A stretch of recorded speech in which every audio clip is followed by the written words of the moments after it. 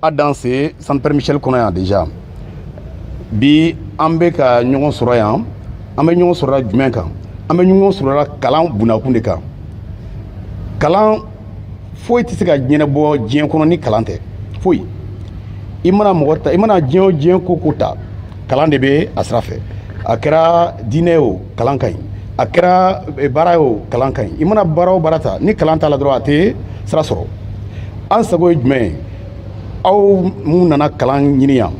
aw ka se ka kalan sɔrɔ walasa aw ka taa maa wɛrɛw mako ɲa a k'aw ka entreprise mako ɲa ka maa wɛrɛw mako ɲa ka anw yɛrɛ fana mako ɲɛ parce que o de don donna de don ne ye dɔ kɛ yan o bɛ anw mako ɲa nin fana bɛ yan yɔrɔ mako ɲa ɔ n'o kɛra bɛɛ b'i ta sɔrɔ ala ka an bɛn kelen ma ala k'an hakililaw kɛ kelen ye walasa baara in ka se ka taa ɲɛ aw ka sɔrɔ kɛ anw fana ka sɔrɔ kɛ ala ka o yira an bɛɛ kelen kelen na ala k'o nɔgɔya an bɛɛ kelen kelen na ye merci et bonne journée. ka bɔ kunu ka se bi ma an kunbɛnni na an siyɔrɔ an ka dumuni na donc an ka société ɲɛmɔgɔ an b'olu fo kosɛbɛ u ye mun ye hakilina ɲuman in ta ka formation da yira an na donc an bɛ foli k'olu ye ka foli kɛ an ka baarakɛlaw yɛrɛ ye minnu y'u cɛsiri fana ka na formation in na donc an bɛ foli kɛ bɛɛ lajɛlen ye k'a fɔ ɲɛmɔgɔw ye formation min an bɛna kɛ an bɛ ka na dɔnniya min ɲini n'ala sɔnna ma a da tɛna to an na an bɛna cɛsiri bɛɛ lajɛlen kɛ pour que ka se k'an ka société kunna wolo ka se k'an yɛrɛ kunna wolo k'a kɛ sababu ye mɔgɔ wɛrɛ min bɛna kɔfɛ ka sira jɛ ka dɔw fana ye donc an b'o foli kɛ jama ye. Foli bɛ taa Centre Père Michel ɲɛmɔgɔw bɛɛ à commencer par le représentant du directeur général en la personne de M. Valéry, le directeur des études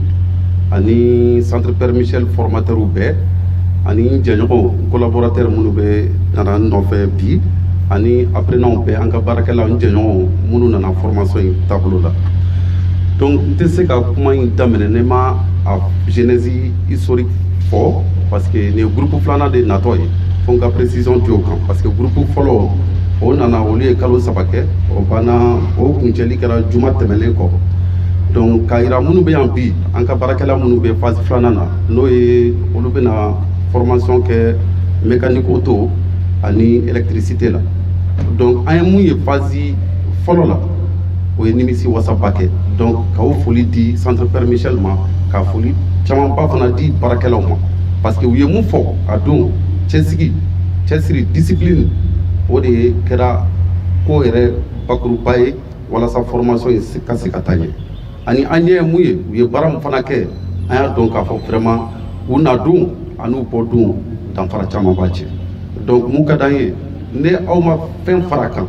olu ye mun sɔrɔ comme dɔnniya fɛn kana bɔ o la ani an n'aw ka formateurs ani Centre Père Michel ɲɛmɔgɔw aw ka bɛn aw yɛrɛ dama fɔlɔ ka bɛn ani a ka enseignants ka bɛn ani a n'a ka administrateurs bɛɛ ka bɛn ani a bɛ logement na yɔrɔ min na ani bɛɛ ka bɛn parce que o image o b'aw yɛrɛ fɔlɔ bolo ani o bɛ SOMI ka direction bolo o bɛ CPM fana ɲɛmɔgɔw bolo donc n b'o laɲini k'aw fɛ être assidu retard ko tɛ yen aw ka bɛn ka sɔrɔ ka nin formation in kuncɛ ka ɲa donc o kɔfɛ den tila dɔn n b'a fɔ a ɲɛna tuguni formation in taabolo la a b'a kɛ fɔlɔ aw yɛrɛ de ye aw t'a kɛ société dɔrɔn ye c'est vrai c'est pour faciliter votre employabilité a b'a dɔn min sisan a tɛ baara la depuis 2017 min jɔlen don mais mɔgɔw ka sara bɛ ka d'a ma fɛnw bɛ ka d'a ma mais c'est de mettre à profit nin période nin kɔnɔ walasa aw ka se ka former ni construction bɛ daminɛ tuma min na ani production bɛ daminɛ tuma min na k'a sɔrɔ an ni cɛ jolenw b'an bolo u ka se ka baara kɛ o de la groupe fɔlɔ la an ye mun ye n'u seginna o de fɔr'u ɲɛna n'u seginna don min donc u tɛna sigi ten minnu ye menuiserie kɛ u bɛ taa atelier menuiserie la yen minnu ye soudure kɛ u bɛ taa atelier soudure la walasa u ye mun degi u fana ka taa u tɔɲɔgɔn minnu bɛ yen u ye mun degi techniquement u fana ka u ka dɔnniya kura u k'o don olu la olu fana bɛ mun dɔn u k'o don o la donc o fana bɛna kɛ aw fana ka formation kuncɛli la o de la n b'a fɔ a ye a ye formation in minɛ ni sɛbɛ ye parce que a b'a ka aw yɛrɛ fɔlɔ de yanni aw ka kɛ société ye donc partenariat taabolo la comme directeur y'a fɔ fana cogo min le directeur des études c'est vrai an kumara ani Centre Père Michel ɲɛmɔgɔw kumara a bɛ sen na an bɛ ka réflexion k'a kan ka partenariat don an ni ɲɔgɔn cɛ ni ala sɔnna a ma yanni formation in groupe saba bɛɛ kun ka cɛ donc an bɛ solution sɔrɔ la an bɛ bɛnkan dɔ sɔrɔ o partenariat la n b'o engagement ta yan. Donc c'était quelques mots. Donc n bɛna mun fɔ ka laban ni an ka baarakɛlaw ka cɛsiri ye u ka cɛsiri u ka discipline ta u ka bɛɛ bonya donc baara taabolo la walasa n'u seginna don min vraiment an k'a dɔn comme groupe fɔlɔ ta kɛra cogo min a ka kɛ kunnawolo ye anw bɛɛ bolo. Donc directeur tɔgɔ la n bɛ centre père Michel ɲɛmɔgɔw bɛɛ fo